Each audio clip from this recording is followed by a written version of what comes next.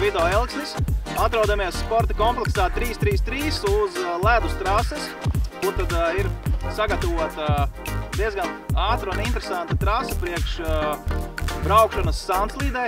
Un proti es aicinu visus braukt gribētājus 9.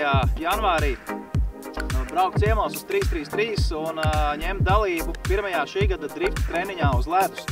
Kā braukt varēs ar gan parastajām riepām bez radzēm, gan ar radzēm, gan atļausim arī pirmoreiz uzbraukt ar zāģiem.